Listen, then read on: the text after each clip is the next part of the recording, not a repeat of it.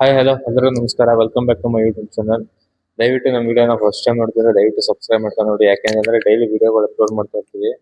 So ಹಂಗಾಗಿ ನಿಮ್ಗೆ ಯಾವ್ದಾದ್ರು ಗಾಡಿ ಬೇಕಿದ್ರೆ ಇಮಿಡಿಯೇಟ್ಲಿ ನಿಮ್ಗೆ ನೋಟಿಫಿಕೇಶನ್ ಬರುತ್ತೆ, ಗಾಡಿನ ಆರಾಮಾಗಿ ಪರ್ಚೇಸ್ ಮಾಡ್ಬೋದು. ಸೊ ಹಂಗಾಗಿ ಸಬ್ಸ್ಕ್ರೈಬ್ ಮಾಡ್ಕೊಂಡು ನೋಡಿ.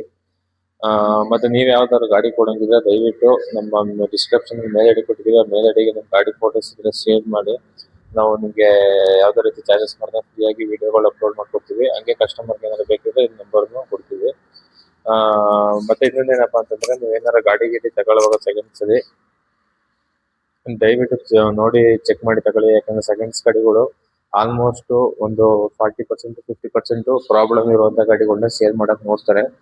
ಸೊ ಹಂಗಾಗಿ ನೀವು ಒಂದ್ ಸ್ವಲ್ಪ ಕೇರ್ಫುಲ್ ಆಗಿ ನೋಡ್ಕೊಂಡು, ಅಂದ್ರೆ ಜೆನ್ಯೂನ್ ಕೊಡೋರು ಇರ್ತಾರೆ, ಏನು ಪ್ರಾಬ್ಲಮ್ ಇದ್ದು ಕೊಡೋ ತರ ಇರ್ತಾರೆ. ಸೊ ಹಂಗಾಗಿ ನೋಡ್ಕೊಂಡು ಚೆಕ್ ಮಾಡ್ಕೊಂಡು ತಗೊಳ್ಳಿ. ಯಾಕಂತಂದ್ರೆ 3 ಲಕ್ಷ 4 ಲಕ್ಷ 5 ಲಕ್ಷ 10 ಲಕ್ಷ ಅಂತ ತಗೊಳ್ತೀರಾ. ಸೊ ನೀವು ತಗೊಂಡು ಒಂದು ವಾರ ತಿಂಗಳಿಗೆಲ್ಲ ಮತ್ತೆ ಖರ್ಚು ಮಾಡುವಂತ ಪರಿಸ್ಥಿತಿ ಬರಬಾರ್ದು ಮತ್ತೆ. ಸೊ ಹಂಗಾಗಿ ನೋಡಿ ಮಾಡಿ ಗಾಡಿನ ತಗೊಳ್ಳಿ. ಆಲ್ಮೋಸ್ಟ್ ಆಕ್ಸಿಡೆಂಟ್ ಆಗಿರೋ ವೆಹಿಕಲ್ ನ ತಗೊಳ್ಳಿ.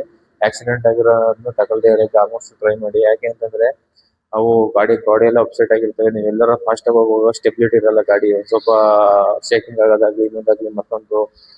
ಬ್ರೇಕ್ ಹೊಡೆದ್ರೆ ಅಷ್ಟೊಂದು ಕಂಡೀಷನ್ ಆಗಿರಲ್ಲ. ಸೊ ಹಂಗಾಗಿ ಆಕ್ಸಿಡೆಂಟ್ ಆಗಿಲ್ದವ್ರಂತ ಗಾಡಿನೇ ಆಲ್ಮೋಸ್ಟ್ ತಗೊಳಕ್ಕೆ ಟ್ರೈ ಮಾಡಿ. ಆಕ್ಸಿಡೆಂಟ್ ಆಗಿದ್ರೆ ಆಲ್ಮೋಸ್ಟ್ ಗಾಡಿನ ಇದ್ ಮಾಡೋದು ಬನ್ನಿ. ಮತ್ತೆ ನೀವೇನಾದ್ರು ಗಾಡಿನ ಇವತ್ತೇ ತಗೊಳ್ತಾ ಇದೀನಿ ಅಂತಂದ್ರೆ ದಯವಿಟ್ಟು ಅಡ್ವಾನ್ಸ್ ಕೊಟ್ರಾ ಇವಾಗ್ಲೇ ಬೈ ಮಾಡ್ಕೊಂಡ್ ಬಂದ್ಬಿಡಿ. ಯಾಕಂದ್ರೆ ಅಡ್ವಾನ್ಸ್ ಕೊಡಕ್ ಹೋಗ್ಬೇಡಿ. ಆಲ್ಮೋಸ್ಟ್ ಬೈ ಮಾಡ್ಕೊಂಡು ಹೋಗ್ಬಿಡಿ. ಇವತ್ತು ನೀವು ಅಡ್ವಾನ್ಸ್ ಕೊಟ್ಬಿಟ್ಟು ಒಂದ್ 2-3 ದಿನ ಬಿಟ್ಟು ನೀವು ಗಾಡಿ ತಗೊಳ್ತೀನಿ ಅಂತಂದ್ರೆ ಏನ್ ಮಾಡ್ತಾರೆ ಅಂದ್ರೆ ಎಷ್ಟೋ ಜನ ಸ್ಪೇರ್ಗಳನ್ನ ಎಕ್ಸ್ಚೇಂಜ್ ಮಾಡ್ಬಿಡ್ತಾರೆ. ಇವತ್ತು ಅಡ್ವಾನ್ಸ್ ಕೊಟ್ಬಿಟ್ಟು ನೀವು ಸಂಜೆ ಹೋಗಿರ್ತಾರ, ನಾಳೆ ಅಷ್ಟೊಳಗೆ ಒಂದು ಸ್ಪೇರ್ ಎಕ್ಸ್ಚೇಂಜ್ ಮಾಡಿ ಗಾಡಿನ ಕೊಡುವಂತ ಚಾನ್ಸಸ್ ಇರುತ್ತೆ. ಸೊ ಹಂಗಾಗಿ ನೀವು ಅವತ್ ಮಾತಾಡ್ಕೊಂಡು ಅವತ್ತೇ ವೆಹಿಕಲ್ ಇಟ್ಕೊಂಡ್ಬಿಟ್ರೆ ತುಂಬಾ ಒಳ್ಳೇದು. ಸೊ ಹಂಗಾಗಿ ಇಷ್ಟು ನೀವು ಫಾಲೋ ಮಾಡ್ಕೊಂಡು ಗಾಡಿನ ತಗೊಬನ್ನಿ. ಇವತ್ತು ಬಂದು ಒಂದು ಟಾಟಾ ಟಿಯಾಗೋ ಒಂದು ಸೇಲ್ಗಿದೆ. ವೇರಿಯಂಟ್ ಬಂದು XT ವೇರಿಯಂಟ್. ಮಾಡಲ್ ಬಂದು 2018 ಮಾಡಲು. ಇಂಜಿನ್ ಬಂದು ಡೀಸೆಲ್. ಅಂದ್ರೆ ಅವ್ರ ಮೈಲೇಜ್ ಮಾತ್ರ 20-25 ಗಂಟೆ ಬರುತ್ತೆ. ಸಿಟಿಲೆಲ್ಲ 20 ಬರುತ್ತೆ, ಹೈವೇಲೆಲ್ಲ 25 ಬರುತ್ತೆ ಅಂತ ಹೇಳ್ತಾ ಇದಾರೆ. ಬಟ್ ನೀವು ಚೆಕ್ ಮಾಡ್ಕೊಂಡು ತಗೊಳ್ಳಿ. ಕಿಲೋಮೀಟರ್ ಬಂದು 76,500 ಓಡಿದೆ ಅಂತೆ. ಸರ್ವಿಸ್ ಇಷ್ಟನೇ ಸಿಗುತ್ತಂತೆ. ನೀವು ಕೇಳ್ಬಿಟ್ಟು ಇದ್ ಮಾಡ್ಕೊಂಡು ತಗೊಳ್ಬೋದು. ಮತ್ತೆ ಇನ್ನೊಂದು ಅಂದ್ರೆ ಓನರ್ ಬಂದು ಥರ್ಡ್ ಪಾರ್ಟಿ ಆಗಿದೆ. ಅಂದ್ರೆ 3 ಓನರ್ ಆಗಿದೆ. ಇನ್ಸೂರೆನ್ಸ್ ವ್ಯಾಲಿಡ್ ಇದೆ ಅಂತೆ. ಫಸ್ಟ್ ಪಾರ್ಟಿ ಥರ್ಡ್ ಪಾರ್ಟಿ ಎರಡು ರನ್ನಿಂಗ್ ಇದೆ ಅಂತೆ. ಮತ್ತೆ ಇದರಲ್ಲಿ ಸೀಟ್ ಅಲ್ಲಿ ಯಾವುದೇ ರೀತಿ ಹೆಡ್ರೆಸ್ಟ್ ಅಡ್ಜಸ್ಟೇಬಲ್ ಒಂದು ಬರಲ್ಲ, ಫಿಕ್ಸೆಡ್ ಬರುತ್ತೆ.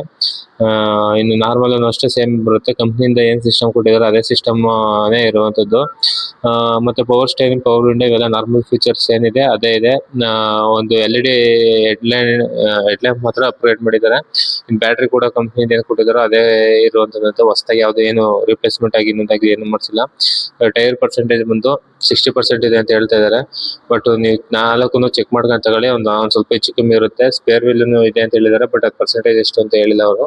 ನೀವು ಒಂದ್ಸಲ ಚೆಕ್ ಮಾಡ್ಕೊಳ್ಳಿ ಸ್ಪೇರ್ ವೀಲ್ ಆಗ್ಲಿ ಮತ್ತೆ ಬೇರೆ ಏನಿರುತ್ತೆ. ಮತ್ತೆ ಇದಕ್ಕೆ ಇನ್ಸೂರೆನ್ಸ್ ಹಾಕೊಂಡ್ರೆ ಇನ್ಸೂರೆನ್ಸ್ ಹೋಗುತ್ತೆ.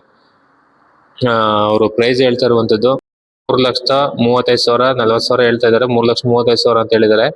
ಒಂದ್ ಸ್ವಲ್ಪ ನೆಗೋಷಿಯಬಲ್ ಆಗ್ಬೋದು. ಒಂದ್ 5,000 10,000 ಅಷ್ಟೇ ಆಗೋದು, ಜಾಸ್ತಿ ಆಗಲ್ಲ. ಸೊ ನಿಮ್ಗೆ ಏನಾದ್ರು ಗಾಡಿ ಇಷ್ಟ ಆಯ್ತು ಅಂತಂದ್ರೆ ಬೇಕಾದ್ರೆ ಆರಾಮಾಗಿ ಒಂದ್ 2.5 ಲಕ್ಷ ಗಂಟೆ ಲೋನ್ ಆಗುತ್ತೆ. ಬೇಕಾದ್ರೆ ನಿಮ್ಗೆ ಲೋನ್ ನಾವೇ ಮಾಡಿಸ್ಕೊಡ್ತೀವಿ. ಅದು ಬಿಟ್ರೆ ಇನ್ನು ನೆಕ್ಸ್ಟ್ ನೀವು ಗಾಡಿನ ಒಂದ್ ಸ್ವಲ್ಪ ಏನಾದ್ರು ಆಕ್ಸಿಡೆಂಟ್ ಆಗಿದೆ ಇನ್ನೊಂದಾಗಿದೆ ಮತ್ತೆ ಇಂಜಿನ್ ಸ್ವಲ್ಪ ನೀಟಾಗಿ ಚೆಕ್ ಮಾಡ್ಕೋಬೇಕಾಗುತ್ತೆ. ಎಲ್ಲಾನು ಚೆಕ್ ಮಾಡ್ಕೊಂಡು ನೀಟಾಗಿ ತನ್ನಿ. ನೀವೇನಾದ್ರು ಹೊಸ ಗಾಡಿ ತಗೊಳ್ತಾ ಇದ್ರೆ ದಯವಿಟ್ಟು ಒಂದಷ್ಟು ಪಾಯಿಂಟ್ಸ್ ಗಳು ಹೇಳ್ತೀನಿ, ಅದನ್ನ ಚೆಕ್ ಮಾಡ್ಕೊಂಡ್ ತಗೊಬನ್ನಿ. ಏನೇನಪ್ಪ ಪಾಯಿಂಟ್ಸ್ ಅಂತಂದ್ರೆ ಬಾನೆಟ್ ಓಪನ್ ಮಾಡ್ಕೊಂಡು ಇಂಜಿನ್ ಸ್ಟಾರ್ಟ್ ಮಾಡ್ಕೊಳ್ಳಿ. ಇಂಜಿನ್ ಸ್ಟಾರ್ಟ್ ಮಾಡ್ಕೊಂಡು ಗಾಡಿನ ಒಂದ್ ಸ್ವಲ್ಪ ರೈಸ್ ಮಾಡಿ ಆಯಿಲ್ ಫಿಲ್ ಮಾಡುವಂತ ಕ್ಯಾಪ್ ಓಪನ್ ಮಾಡಿ ನೋಡಿ, ಅಲ್ಲಿ ಆಯಿಲ್ ಸ್ಪೆಡ್ ಆಗ್ತಿದೆ ಅಂತ ನೋಡಿ.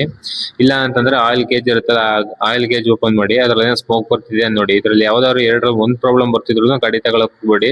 ಇಲ್ಲ 2 ಬರ್ತಿದೆ ಅಂದ್ರೆ ಮುಟ್ಟಕ್ಕೆ ಹೋಗ್ಬೇಡಿ ಗಾಡಿನ, ಅಲ್ಲೇ ಬಿಟ್ಬಿಟ್ಟು ಬಂದ್ಬಿಡಿ. ಯಾಕೆಂತಂದ್ರೆ ಅದು ಹೆವಿ ಇಂಜಿನ್ ಕೆಲ್ಸಕ್ಕೆ ಬರುತ್ತೆ. ಅಂದ್ರೆ 50 1 ಲಕ್ಷ ಆ ತರ ಎಲ್ಲ ಖರ್ಚು ಬೀಳುತ್ತೆ. ಸೊ ಹಂಗಾಗಿ ಆ ತರ ಏನಾದ್ರು ಪ್ರಾಬ್ಲಮ್ ಇತ್ತು ಅಂತಂದ್ರೆ ತಗೊಳಕ್ಕೆ ಹೋಗ್ಬಿಡಿ ಗಾಡಿನ. ಇನ್ನು ನೆಕ್ಸ್ಟ್ ಬಂದು ಫ್ರಂಟ್ ಎಲ್ಲ ಗಾಡಿ ಚೆಕ್ ಮಾಡಿ, ಸಣ್ಣ ಪುಟ್ಟ ಆಕ್ಸಿಡೆಂಟ್ ಆಗಿದೆ ಅನ್ನೋದು. ಯಾಕೆಂದ್ರೆ ಮೇನ್ ಬಂಪರ್ ಹೋಲ್ಡರ್ ಚೆಕ್ ಮಾಡಿ. ಬಂಪರ್ ಹೋಲ್ಡರ್ ಅಲ್ಲೇ ಬಂಪರ್ ಕೂತಿದೆ ಅಂತ. ಯಾಕಂದ್ರೆ ಸ್ಕ್ರೂಗಳು ಹಾಕ್ಬಿಟ್ಟು ಬಂಪರ್ ನೇರದಲ್ಲೇ ಟಿಂಕರಿಂಗ್ ಮಾಡಿ ನಿಲ್ಸ್ಬಿಡ್ತಾರೆ. ಅದಕ್ಕೋಸ್ಕರ ಒಂದ್ ಸ್ವಲ್ಪ ಚೆಕ್ ಮಾಡ್ಕೊಂಡು ತಗೊಳ್ಳಿ. ಬಂಪರ್ ಹೋಲ್ಡರ್ ಅಲ್ಲಿ ಬಂಪರ್ ಕೂತಿದೆ ಅಂತ. ಇಲ್ಲ ಬಂಪರ್ ಹೋಲ್ಡರ್ ಅಲ್ಲಿ ಕೂತಿದ್ರು ಸ್ವಲ್ಪ ನೀಟಾಗಿ ಅಲ್ಲೂ ಚೆಕ್ ಮಾಡ್ಕೊಳ್ಳಿ. ಆಕ್ಸಿಡೆಂಟ್ ಆಗಿರೋ ರಿಪ್ಲೇಸ್ಮೆಂಟ್ ಮಾಡಿರ್ತಾರೆ. ಸೊ ಹಂಗಾಗಿ ಬಂಪರ್ ಒಂದ್ ಸ್ವಲ್ಪ ಚೆಕ್ ಮಾಡ್ಕೊಂಡ್ರೆ ಗೊತ್ತಾಗುತ್ತೆ ಆಕ್ಸಿಡೆಂಟ್ ಆಗಿದೆಯೋ ಏನು ಅಂತ. ಅಕಸ್ಮಾತ್ ಟಿಂಕರಿಂಗ್ ಏನಾದ್ರು ಬಂಪರ್ ಅಲ್ಲಿ ಆಗಿತ್ತು ಅಂತಂದ್ರೆ ಆಕ್ಸಿಡೆಂಟ್ ಆಗಿರುತ್ತೆ ಅಂತ. ಬಟ್ ಏನು ರೀಸನ್ ಆಗಿದೆ ಅದೆಲ್ಲ ಕೇಳ್ಕೊಂಡು ನಿಮ್ಗೆ ಇಷ್ಟ ಆಯ್ತು ಅಂದ್ರೆ ತಗೊಳ್ಳಿ, ಇಲ್ಲ ಅಂದ್ರೆ ಬೇಡ. ಇನ್ನು ಅದ್ ಬಿಟ್ರೆ ನೆಕ್ಸ್ಟ್ ಏನ್ ಚೆಕ್ ಮಾಡ್ಬೋದಪ್ಪ ಅಂತಂದ್ರೆ ಫ್ರಂಟ್ ಬ್ಯಾಕ್ ಗ್ಲಾಸ್ ಮತ್ತೆ 4 ಪವರ್ ವಿಂಡೋಸ್ ಏನಿದೆ ಮತ್ತೆ ಕ್ವಾರ್ಟರ್ ಗ್ಲಾಸ್ ಏನಿದೆ ಅದೆಲ್ಲನೂ ಚೆಕ್ ಮಾಡಿ. ಅದ್ರ ಎಲ್ಲಾ ಗ್ಲಾಸ್ ಮೇಲೂ ಬಾರ್ ಕೋಡ್ ಅನ್ನೋದು ಇರುತ್ತೆ. ಆ ಬಾರ್ ಕೋಡ್ ಅಲ್ಲಿ ಎಲ್ಲಾ ಗ್ಲಾಸ್ಗೂ ಒಂದೇ ಬಾರ್ ಕೋಡ್ ಇರುತ್ತೆ ನಂಬರ್. ಆ ನಂಬರ್ ಒಂದೇ ಸೀರಿಯಲ್ ನಂಬರ್ ಎಲ್ಲ ಸೇಮ್ ಮ್ಯಾಚ್ ಆಗ್ತಿದೆ ನೋಡಿ. ಯಾವ್ದಾದ್ರು ಒಂದೇನಾದ್ರು ಚೇಂಜ್ ಆಗಿತ್ತು ಅಂದ್ರೆ ಗ್ಲಾಸ್ ಹೊಡೆದೋಗಿದೆ ಅದು ಅಂತ. ಆ ಗ್ಲಾಸ್ ಹೊಡೆದೋಗಿರೋ ರೀಸನ್ ಬಂದು ಆಕ್ಸಿಡೆಂಟ್ ಆಗಿ ಹೊಡೆದೋಗಿರುತ್ತೆ, ಇಲ್ಲ ಅಪ್ಪಿ ಏನಾದ್ರು ಬಿದ್ದು ಹೊಡೆದೋಗಿರುತ್ತೆ. ಬಟ್ ಏನ್ ರೀಸನ್ ಅಂತ ಕೇಳ್ಕೊಳ್ಳಿ. ಆ ಹೊಡೆದೋಗಿರೋ ಜಾಗನ ಒಂದ್ ಸ್ವಲ್ಪ ಇನ್ಫೆಕ್ಷನ್ ಮಾಡಿ ಚೆಕ್ ಮಾಡ್ಕೊಳ್ಳಿ, ಟಿಂಕರಿಂಗ್ ಏನಾರು ಆಗಿದೆಯಾ ಅಂತ. ಅದೇನಾರು ಆಗಿತ್ತು ಅಂತಂದ್ರೆ ಕೇಳ್ಕೊಂಡು ಏನಾಗಿತ್ತು ಅಂತಂದ್ರೆ ಆಕ್ಸಿಡೆಂಟ್ ಆಗಿದ್ರೆ ಆಲ್ಮೋಸ್ಟ್ ತಗೊಳ್ದಾನೆ ವಾಪಸ್ ಬರೋಕೆ ಟ್ರೈ ಮಾಡಿ. ಇನ್ನು ಅದ್ ಬಿಟ್ರೆ ಇನ್ನು ಡೋರ್ಗಳದ್ದು ಹತ್ರ ಬೀಡಿಂಗ್ಗಳು ಇರುತ್ತೆ. ಆ ಬೀಡಿಂಗ್ ಒಂದ್ ಸ್ವಲ್ಪ ತೆಗೆದು ನೋಡಿ, ಅಲ್ಲಿ ಪಂಚಿಂಗ್ ಸೀಲ್ಗಳು ಇರುತ್ತೆ. ಅದೇನಾರು ಹೋಗಿದೆಯಾ ಅನ್ನೋದು ಒಂದ್ ಸ್ವಲ್ಪ ಚೆಕ್ ಮಾಡ್ಕೊಂಡು ಗಾಡಿನ ಆಲ್ಮೋಸ್ಟ್ ಇದ್ ಮಾಡ್ಕೊಂಡು ಬೈ ಮಾಡಿ. ಏನಕ್ಕಪ್ಪ ಹೇಳ್ತಾ ಇರೋದು ಅಂತಂದ್ರೆ ನಿಮ್ಗೆ ಆಕ್ಸಿಡೆಂಟ್ ಆಗಿದೆ ಅಂತಂದ್ರೆ ನಿಮ್ಗೆ ಗೊತ್ತಿಲ್ಲದೇ ತಗೊಬಿಡ್ತೀರಾ. ನೆಕ್ಸ್ಟ್ ನೀವು ಸೇಲ್ ಮಾಡ್ತೀನಿ ಅಂತಂದ್ರೆ ಅದಕ್ಕೆ ವ್ಯಾಲ್ಯೂ ಇರಲ್ಲ. ಸೊ ಹಂಗಾಗಿ ಚೆಕ್ ಮಾಡ್ಕೊಂಡು ಗಾಡಿನ ತಗೊಳ್ಳಿ ಅಂತ ಹೇಳ್ತಾ ಇರುವಂತದ್ದು ನಿಮ್ಗೆ. ಇನ್ನು ಅದು ಬಿಟ್ರೆ ನಿಮ್ದು ಇವತ್ತೇ ಅಡ್ವಾನ್ಸ್ ಕೊಟ್ರೆ ದಯವಿಟ್ಟು ಇವತ್ತೇ ಎತ್ಕೊಂಡ್ಬಿಡಿ ಗಾಡಿನ, ಚೆನ್ನಾಗಿತ್ತು ಅಂತಂದ್ರೆ. ಮತ್ತೆ ನನಗೆ ಗೊತ್ತಾಗ್ತಾ ಇಲ್ಲ ಇದೆಲ್ಲ ಚೆಕ್ ಮಾಡೋಕೆ, ಇದೇ ಫಸ್ಟ್ ಟೈಮ್ ನಾನು ಗಾಡಿ ತಗೊಳ್ತಾ ಇರೋದ್ರಿಂದ ದಯವಿಟ್ಟು ಮೆಕ್ಯಾನಿಕ್ ಕರ್ಕೊಂಡು ಹೋಗಿ ಚೆಕ್ ಮಾಡಿಸ್ಕೊಂಡು ಅಂದ್ರೆ ನಿಮ್ಗೆ ಒಳ್ಳೇದು. ಹೇಗೆ ಅಂತಂದ್ರೆ ಒಂದ್ 2,000 ಇಲ್ಲ 1,500 ಆಗುತ್ತೆ ಒಂದು ಮೆಕ್ಯಾನಿಕ್ ಒಂದು ಚೆಕ್ ಮಾಡ್ಕೊಡಕ್ಕೆ. ಸೊ ಹಂಗಾಗಿ ನೀವೇ ಕರ್ಕೊಂಡೋಗಿ ಚೆಕ್ ಮಾಡಿಸ್ಕೊಂಡು ಸುಮ್ನೆ ಯಾಮಾರಕ್ ಹೋಗ್ಬೇಡಿ. ಯಾಕೆಂದ್ರೆ ಕಸ್ಟಮರ್ ಕೊಡೋರು ಏನು ಅಂತ ನಮಗೂ ಸರಿಯಾಗಿ ಗೊತ್ತಿರಲ್ಲ. ಬಟ್ ಅವರು ಕಾರ್ ಇದೆ ಹೆಂಗ್ ಡೀಟೇಲ್ಸ್ ಕಳಿಸ್ತಾರೆ, ನಾವು ವಿಡಿಯೋ ಅಪ್ಲೋಡ್ ಮಾಡ್ತೀವಿ.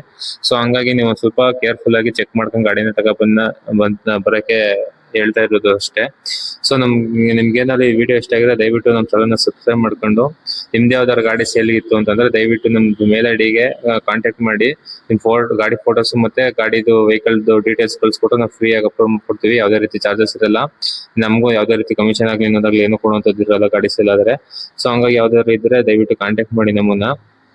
ಮತ್ತೆ ಈ ವಿಡಿಯೋ ಏನಾದ್ರು ಇಷ್ಟ ಆಗಿದ್ರೆ ದಯವಿಟ್ಟು ಸಬ್ಸ್ಕ್ರೈಬ್ ಮಾಡ್ಕೊಂಡು, ಬೇರೆ ಏನಾದ್ರು ಡೌಟ್ ಇತ್ತು ಅಂದ್ರೆ ಈ ವೆಹಿಕಲ್ ಬಗ್ಗೆ ಕಮೆಂಟ್ ಬಾಕ್ಸ್ ಕಮೆಂಟ್ ಮಾಡಿ, ನಾವು ರಿಪ್ಲೈ ಮಾಡ್ತೀವಿ. Okay, thank you.